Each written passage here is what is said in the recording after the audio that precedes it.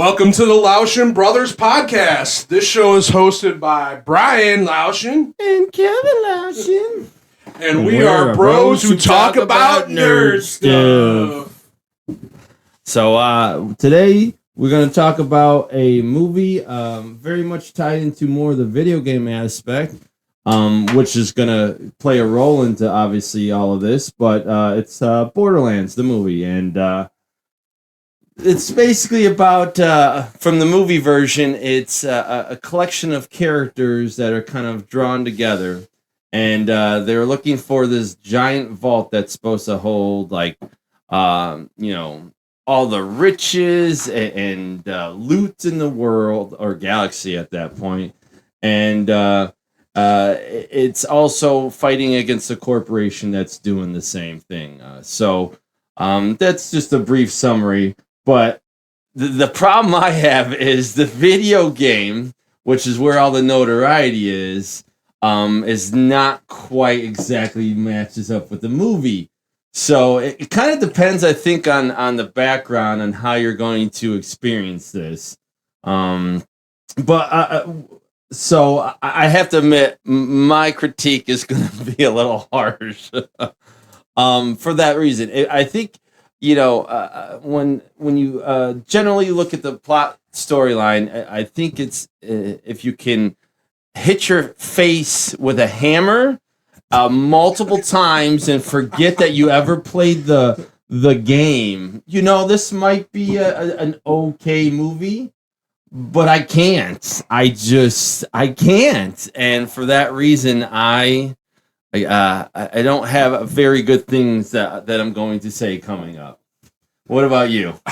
So, I mean, as far as what you're explaining with the plot, Kev, that was like half of it, because they pulled a lot away from the actual video game, I feel, because Lilith was a bounty hunter, but, basically against a wealthy corporate businessman, and basically she was sent to rescue her daughter, and just the story was, bad, and then she basically goes rogue to, get together with Tiny Tina and Krieg and stuff like that, and yeah, her being a bounty hunter versus her being like, as far as, I lost my train of thought. Oh. Well, let me pause you there. Let me pause you there, because what I wanted, I think, to really get into this, you have to look at it at a different perspective. The characters are such a huge part of the video game, like the biggest part, and that ties to the storyline. Like normally, when you want to break these things down, a lot of these are separate, right? But I think for our sake, they are so tied to everything that you can't almost undo it, because they're both, in my opinion, they're both wrong. Not only who they selected for some of these characters, but also what they did to their roles in the movie. Oh, we'll definitely get the casting shortly. So now I got my train of thought back. So in the movie, they made her a bounty hunter, but in the game, she's a powerful vault hunter. She's a freedom fighter, and eventually becomes like the commander of Sanctuary. So as far as kind of the story, she's basically fighting against the corporation, that is true to the actual game, which I do like. But as far as even like they added his daughter as far as into it and stuff like that, and I think they could have done a little bit more with the Crimson Lance and stuff like that. It's just, and not even only that, but like the comedy in it and the writing was just absolutely terrible. There is comedic lines in the game which are fun, but keep it to like the NPCs. Like Lilith had way too many lines, and when she did it, to me, it didn't feel as impactful. And I actually dug in a little bit, and one thing I didn't know in the industry is like writers, like it goes through several rewrites of the actual script. And I don't know if you know this, Kev, Lionsgate actually was the company that produced the movie. And like they've had a lot of, good movies and stuff like that. But what I didn't know is a lot of the actual writers came from like the horror genre, as far as like it basically went through several rewrites, and basically went from Lee Wannell, who did basically, the Saw franchise. Then it went to Aaron Berg, who was like a comedian actor who actually wanted to do an R-rated version of Borderlands, which would have been better. Then they went to Aaron Burr, then it went to Oren Uziel, who actually did like Mortal Kombat, 22 Jump Street, Cloverfield Paradox, and then it finally went to Eli Roth, who basically was more horror and splatter films, most notably Hostel. But I think what would have been better is if obviously they didn't necessarily go the comedic science fiction aspect. They should have been a science fiction action film because, like, you have Starship Troopers, you got, like, Avatar, you got Matrix, you know, Fifth Element, Mad Max, even John Wick. Like, they could have done any of that type of, like, movie and focused on that. Like a producer like Lawrence Bender, for example, he did, like, a lot of the Quentin Tarantino films. I think just having, like, that action and stuff like that would have just came off so much better, in my opinion. Well, you're talking about tone, and I don't disagree. The tone of the movie was not accurate. So it is comedy aspect, right? There is comedy element, but it's dark humor. It wasn't really dark humor in the movie. So that's a huge tone that was missed. I think that's part of how the characters are. I mean, the plot itself. Let's look at it. Roland never meets Craig, ever, because Roland is not necessarily that character to do that, right? He dies essentially by Jack Black. I guess if you're talking about DLC characters, okay, it is what it is. They can meet each other. But another aspect, Tiny Tina is much older than when she was even introduced to some of these characters, and that's not the case here. Also, they don't talk about sirens at all.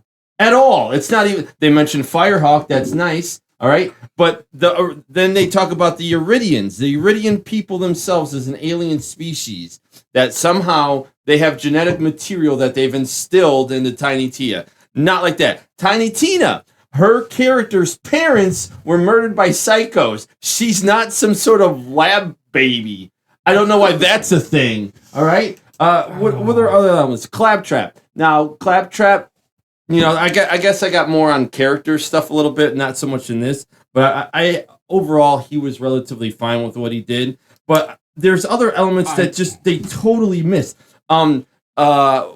Moxie was kind of in it a little bit. She was fine. But Tannis was not the godmother of Lilith. Like they totally just shit on the whole franchise by having this. Now, as you were saying with all your directors and voices and writers, it's like when they decide to make things that have a lot of material, like video games, books, all right? When you're not making an original movie, there are fans.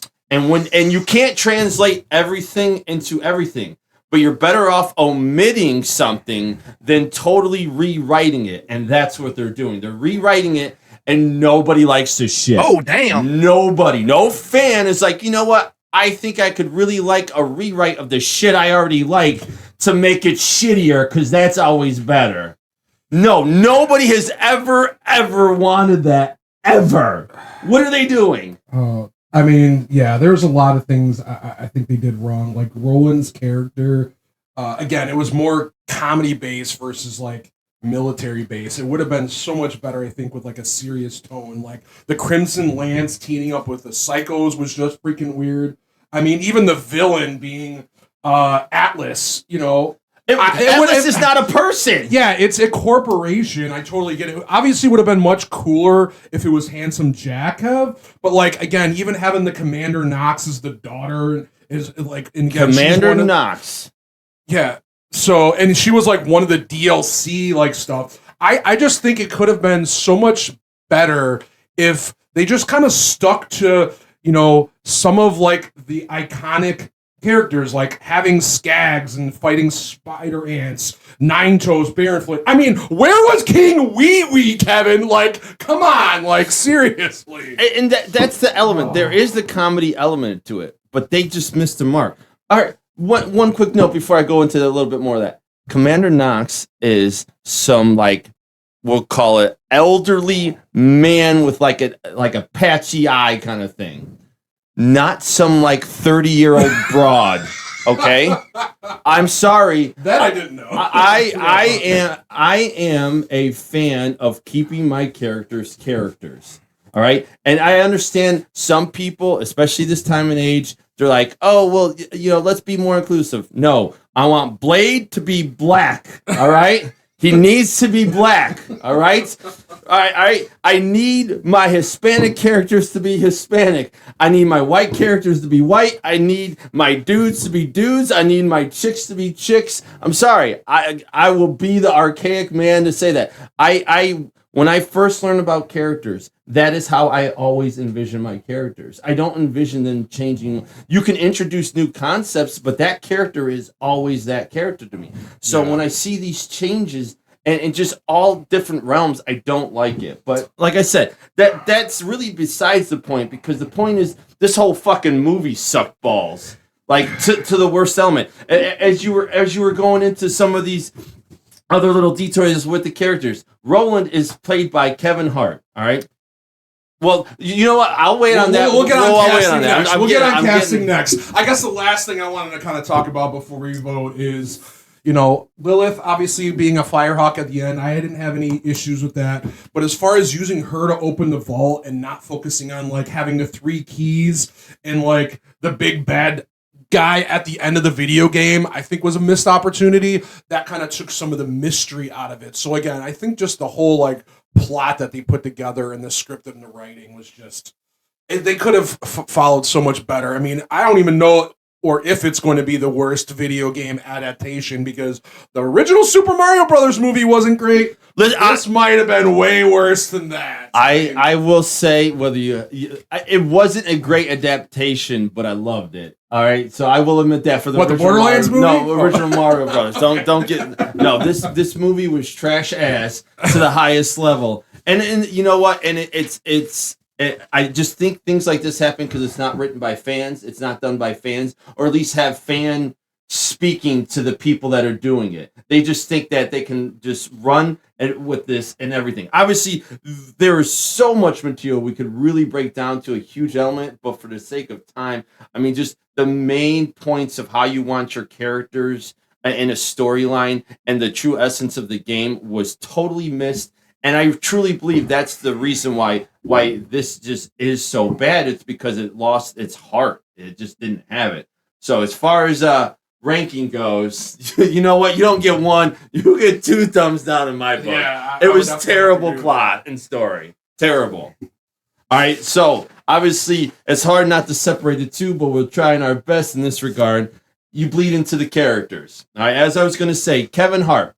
I am actually a huge Kevin Hart fan. I think he's quite hilarious. I remember his stand-ups before he got big. Not trying to show my age that much, but he's always been a funny guy. Him, you see him in comedy circles and the influences.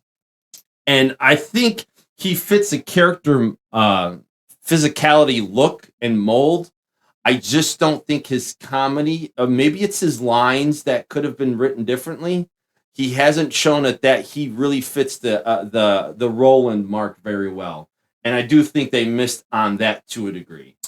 I think Kevin Hart being casted was a huge, huge miss, because I just don't think the casting fit because of the military. Maybe the build, but his lines, his mannerisms, yes, even his wardrobe was fucking terrible. But that's not his fault. But that's not his fault. You're absolutely right. But like, as far as I looked up, who could play a good role in like Terry Crews, he's too big. Alba. He's too big. Okay. What about Idris Elba, Michael B. Jordan, too big, Sam Richardson, John Boyega? You got Michael J. White from Spawn. All of them are too big. So those guys are too big. You want someone that's his stature. Roland's character, stature-wise, has never been a big guy.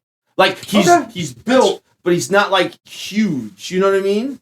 I think he's just like so. Like I said, I that's why preface it with I like my characters to look like my characters. I think he looks more like the mold, even without a military background. But it just, his lines did not match his tone, did not match his demeanor of the portrayal of the character.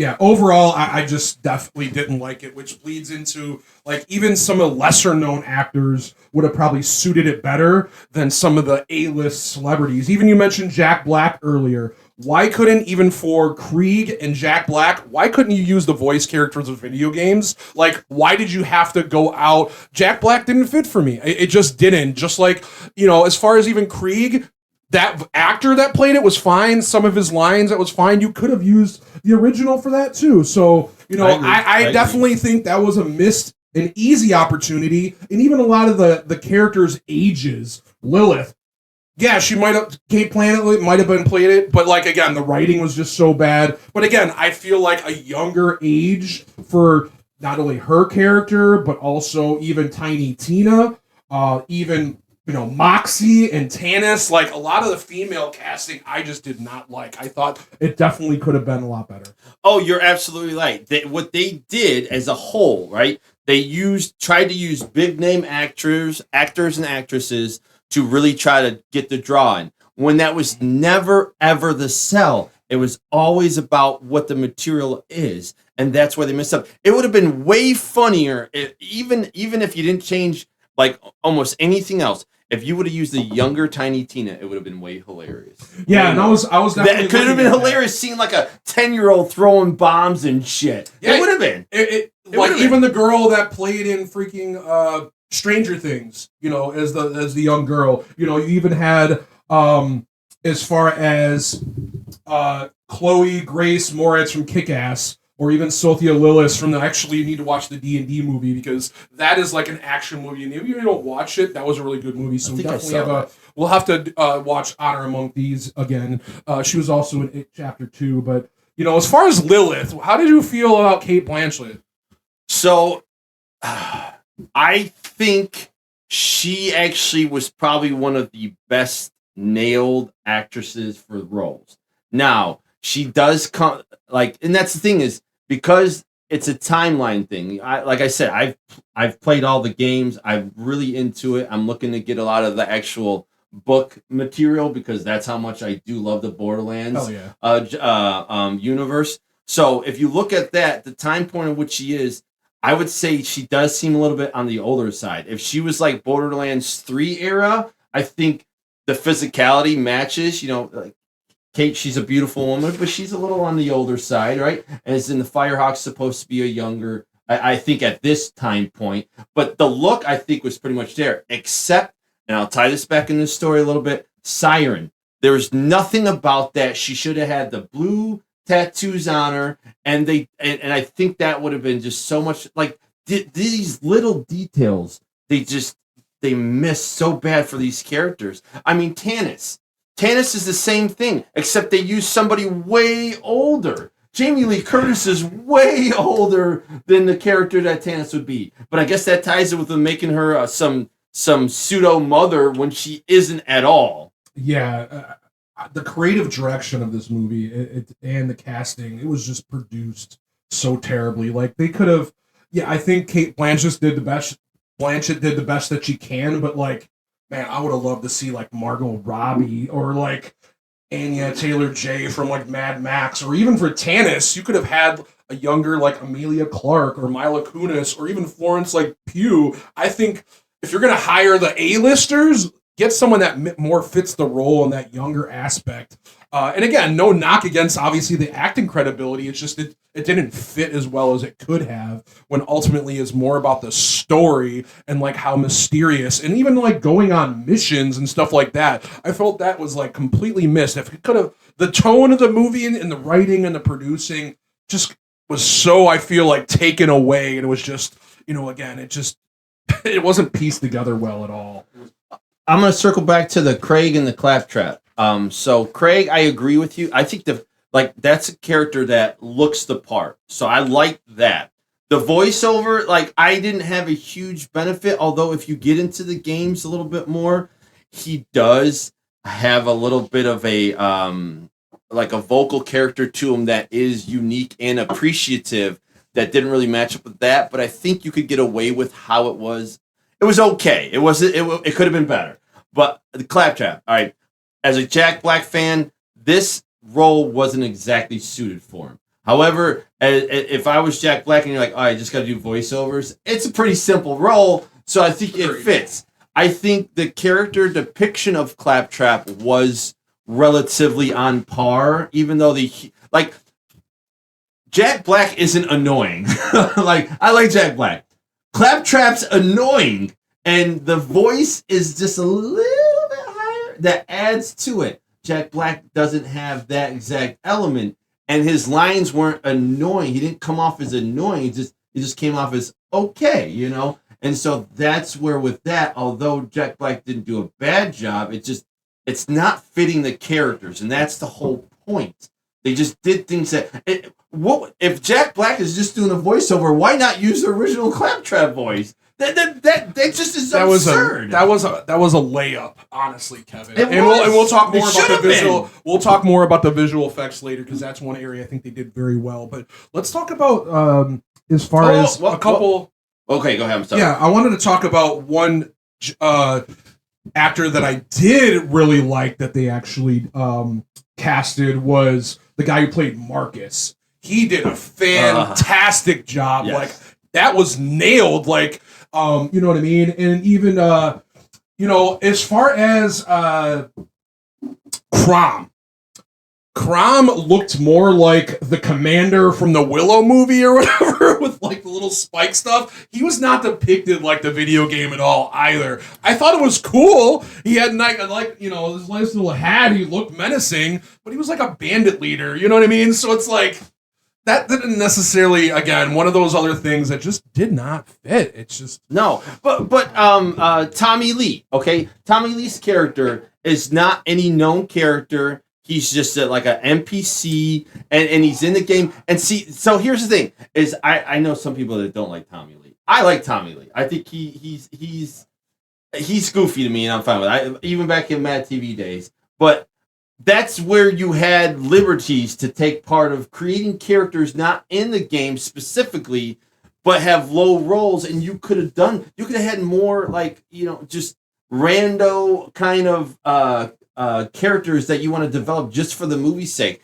and then that actually could play into some of the games at points. Like that would have been a cool element. I liked his character. I like him and respect his work, but he also didn't fit his character. Like, oh, I won't rat you out. You know what I mean? I'm like, that's why he did, because so you knew he stupid. was. That to me was just so like stupid as far as but like I said, but that's how Tommy Lee is. He's like, I know I'm not. Like even Ellie, like she had a very small part in it. That could have been utilized actually more. You also could have potentially had some of the characters from Borderlands 2, like Brick and Mordecai. But again, I heard you mean Borderlands 1, which they didn't have. Yes.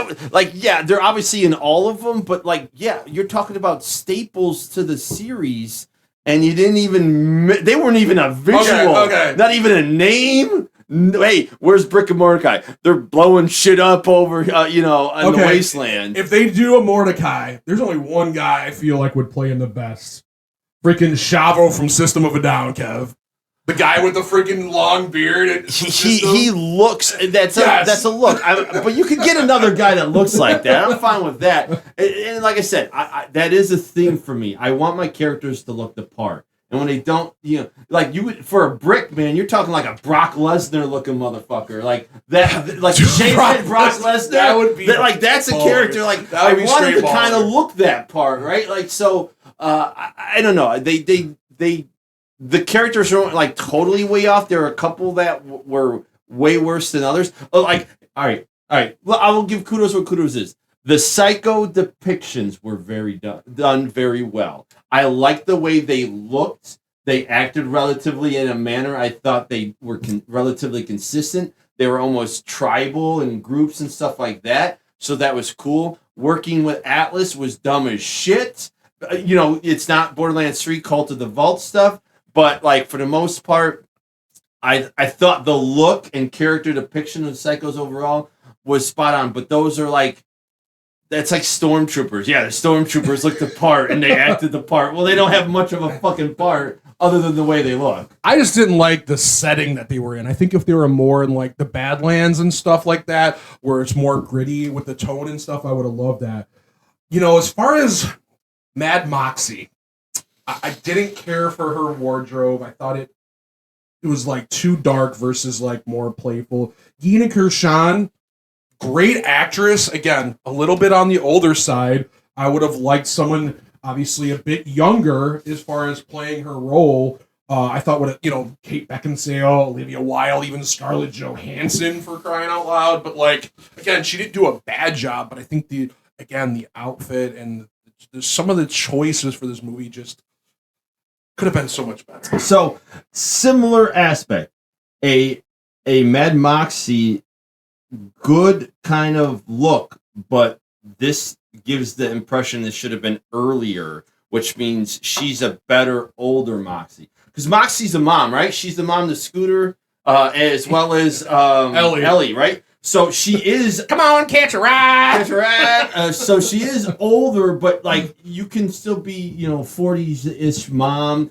and stuff like that. Especially considering this is, the Badlands of Pandora, right? But I'm with you. Like they that was where they defaulted to using actor or actress's name versus just trying to make good characters. They also, and this is where, they didn't have to use every character.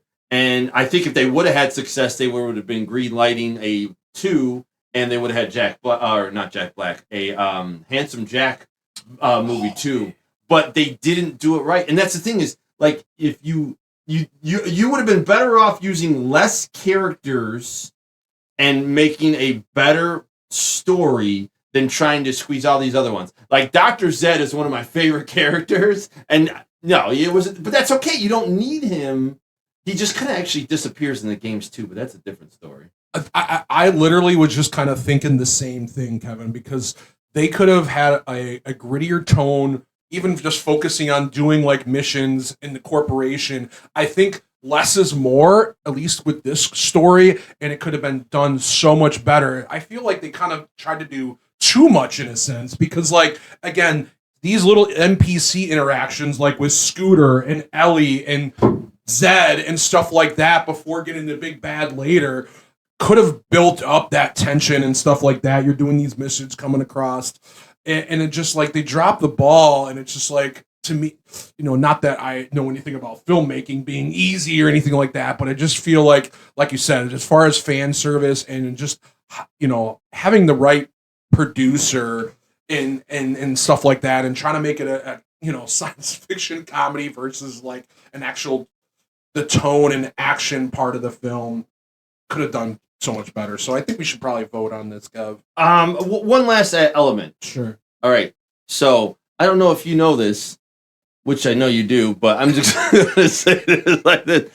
So Roland and Lilith were supposed to have a whole lot of, sexual tension between the two. I could barely even recognize that they knew each other was on the screen. They were a huge thing going back and forth between the two games, and you barely even knew they were on the same screen together. They were supposed to be love interests, and they were not interested. That was a huge element to it. Listen to all the lines in the games. There was nothing there. Like, they were just like almost brother and sister, and you don't want that kind of love. It was just, like I said, just everything with the writing, which was part of the characters, but the depiction of the characters, even by the actors, just, it was so shit-tastic and horrible. I couldn't, so, all right. After that element, if you want other notes, otherwise I'm ready to vote. Yeah, I'm ready to vote. All right. Also, 2 fucking thumbs down. Terrible. Yeah, there was a lot more bad than good, that's for sure. Unfortunately. All right. So, I mean, after that, we're going to roll into the kind of the sound element. I mean, you go ahead, take it first. So I did listen to a bit of the soundtrack, and I did rewatch the movie recently. So I did try to get a good aspect of the actual tone and the music. It was and again, we've talked about this before. For the most part, the sound and music, it was fine. It was solid. Nothing like over the top. The only thing I really didn't like, which I don't think it added any value to the scene, was basically when they played like the Ace of Spades over the escape scene from when they're trying to get away from the psychos. Like, it was okay, but I think they were again. I felt like overproduced to me, and like they were trying to get licenses for the movie or something. I don't know. I don't think it was needed. Like I said, I think they tried to focus more on getting all these A-list actors, and try to get this music to try to put in the movie, which again they could have. Less is more. For me, I'm just not a huge fan specifically of this category because I feel like there's really nothing that ever really puts it over the top for me, as I've told you before in times. I think a couple things. I don't remember it. It's been a minute since I have really did watch it, but the Mad Moxie and her bar, the only thing worthwhile is that music in that bar. I love that music.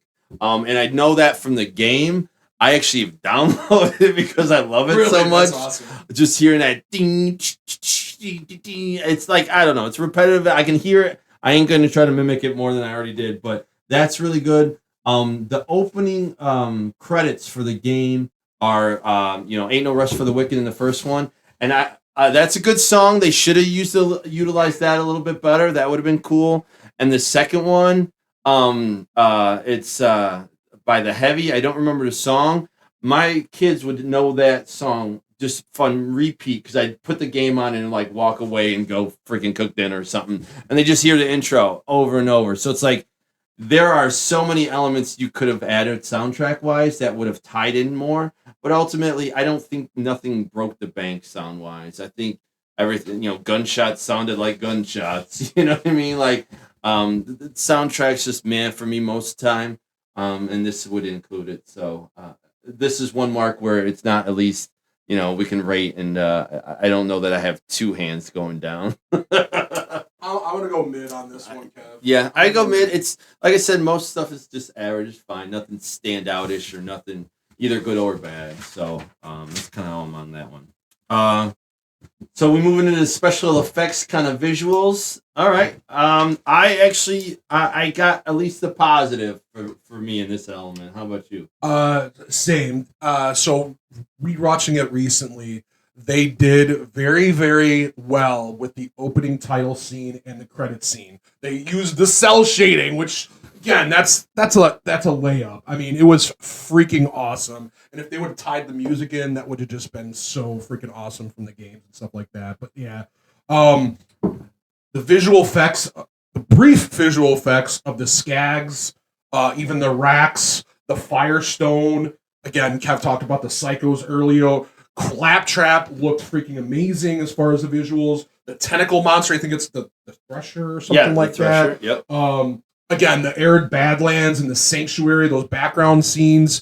Again, the scenes that they did have with the guns and kind of showed that off with the barrels and stuff. The Pandora bus was fantastic. The Outrunner vehicles were very good. I was very happy with the visuals in this movie, actually. And actually, my nephew liked, obviously, how it actually looked, not playing even the game that much. Yeah, he doesn't have a whole lot of care for storylines or plots. So he's very much in the visuals, and my son did enjoy. He's like, oh, I thought it was cool watching all this stuff. And as a fan, seeing the game come to life in a movie was pretty exciting. I thought the Thresher was pretty cool. The vehicles were pretty cool. Seeing the towns. I actually, even though it was only on screen for a few minutes, seeing the Promethea was really cool because Lilith was there in the beginning as she was a bounty hunter getting recruited. And seeing Promethea as like that kind of dance clubby kind of city town before she goes to Pandora, I thought was actually really kind of cool and exciting. Once again, having the opportunity to go future places, had you done a movie that was actually good and right, that would have helped. A lot of the outfits and character looks I do thought were pretty close. I would have enjoyed a lot more Skags because there was barely any of that. I would have enjoyed a lot more Threshers. They didn't come into the series till later, so I could have been okay with that. But at least some more racks or something. I would have enjoyed a little bit more like their town there, Firestone. And some of the other towns where you just had a little bit more population. it didn't really look in a similar manner to me because I've always felt it just basically looked like everything's a junkyard with a couple actual buildings. I didn't get that feel from it, but I don't think it took away from it. So I don't know.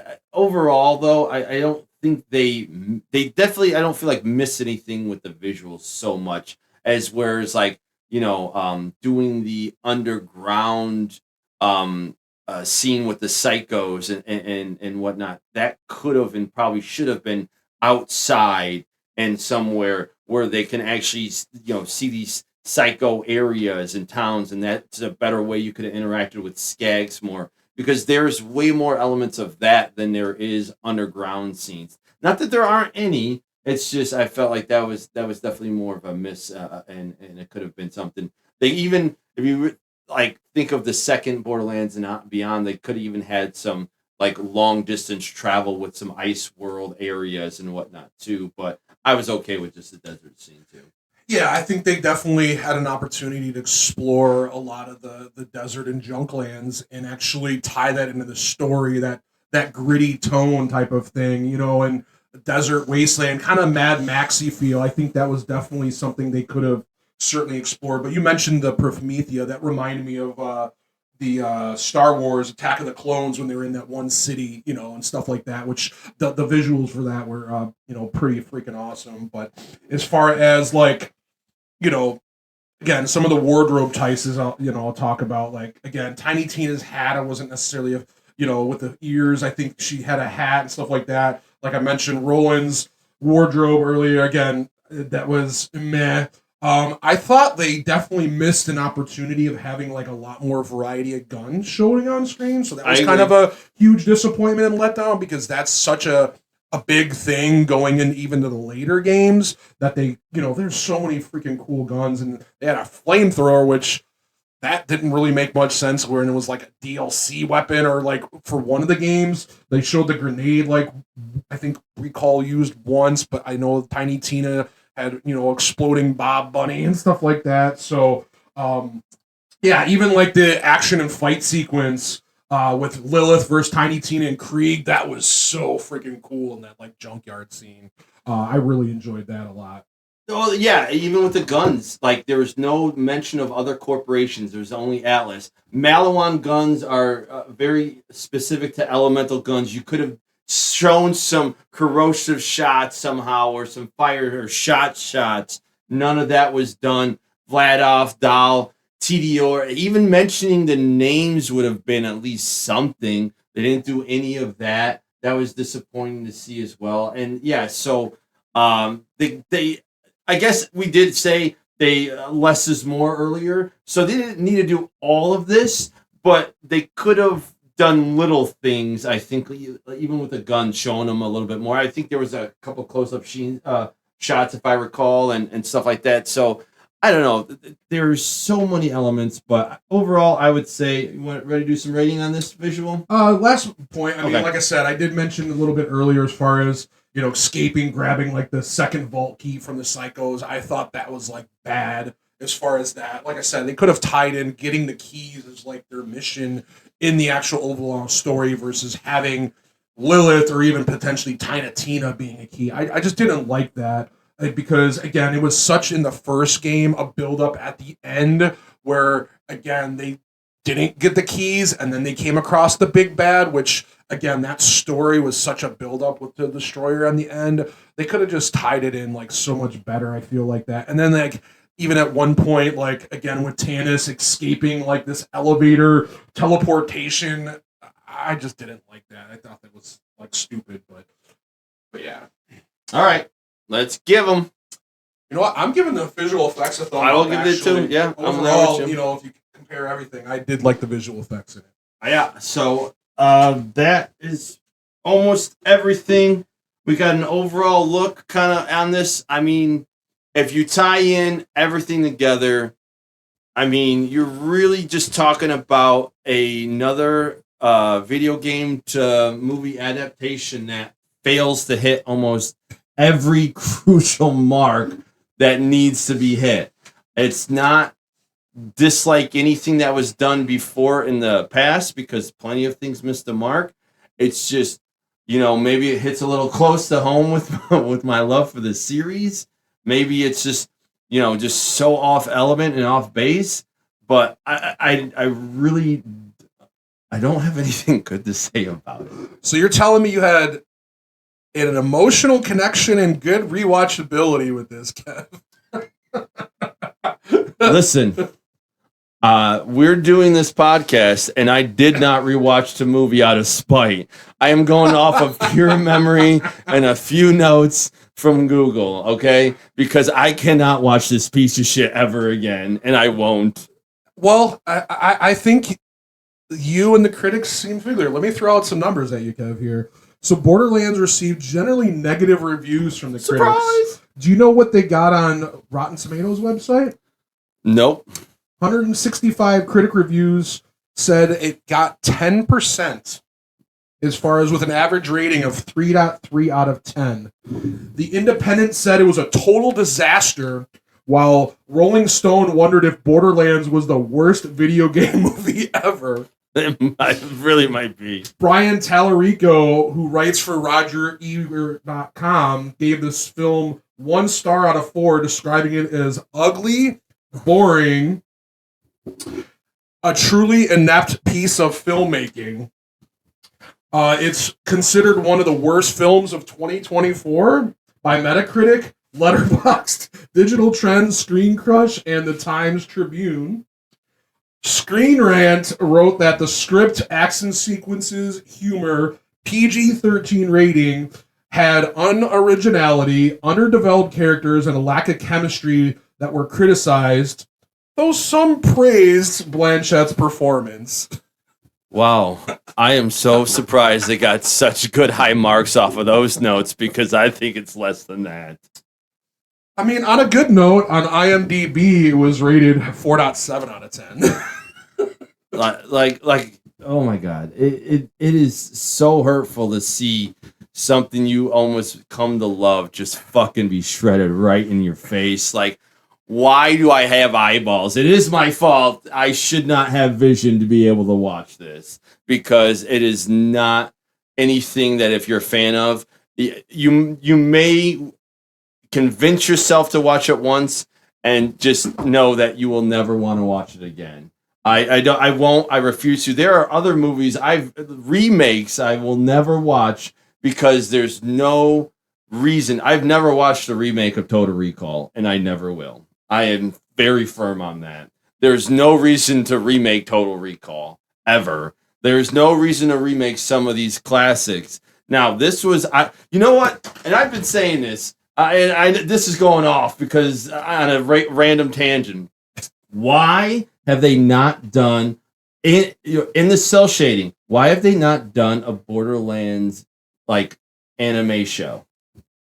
I have been saying that, like, you could take different elements and totally just take characters and give different sides and give some underbelly to other differences. You could go to other planets. Like, it's a way to do what everybody is doing nowadays, making TV shows, and keep it with, versions that you like. Even Star Wars uses, a lot of the animation now tied in with the movies. Marvel's doing it all over the place. Like, there's so many of these big franchises. If you want to propel yourself and try to make something out of it, just don't get shitty writers that are trying to push narratives and agenda and just want to make good work. Yeah, I mean, I totally agree. I mean, again, even the Clone Wars with Star Wars, I mean, that was a way to kind of fill in different pieces. And, and I know there is a lot of other companies that are trying to do animation, even with like Critical Role with Vox Machina and having an animation based off their D&D and stuff like that. So there's definitely an opportunity there.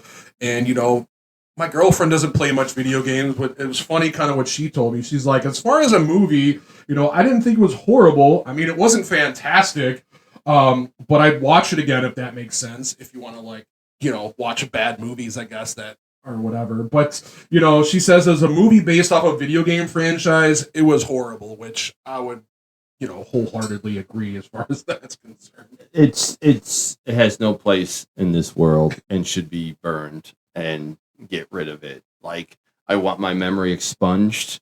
I need it done because it's a black mark on it. All right, it's a black mark. Don't like it's not worth because any of your time. So please, if you have the moment, if you know what the movie Cannibal the Musical is, okay, if you know this is really going. That is the up until this movie, that was the biggest waste of time. And I love Matt Stone and Trey Parker, and I love that for the novelty is, but that is a terrible movie. And I tell people, and I've watched that movie 3 times, I'm like, you're going to hate this movie. It's bad. I hate Borderlands movie more than I hate that movie. It is that bad. So we're gonna have some future episode talking about some of the like worst movies and stuff like that. But I think we're ready for a rating for this guy. Right. Shout out to Alan for Cannibal the Musical if you ever watched this. All right. So movie rating, boom and a boom. You can't just have one. All right. It's that bad. Don't do it. And it's just gonna hurt your soul. And I'm sorry if you ever do watch that. You're not getting any praise from me. That maybe you need to go talk to a psychologist afterwards and get your scar tissue fixed because it will do it to you. I'm not paying your therapy bills, Kev. So, overall rating, would we say on the movie reviewing as a whole?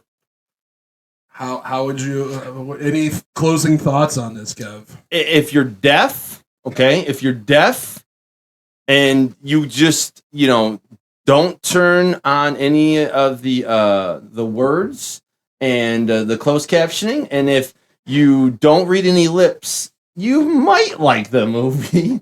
Maybe. That's all I got for you. I mean, if I had to think of it as a whole, as far as the actual movie, there's definitely some bright spots in it. Visual effects, a couple of the actors and actresses, and things like the movie. The music was okay, but overall, it got a lot of mixed reaction, and it got heavily criticized, which was valid because they deviated too much from the source material. The characters are so undeveloped. The humor was just so bad. The action scenes, most of them weren't great.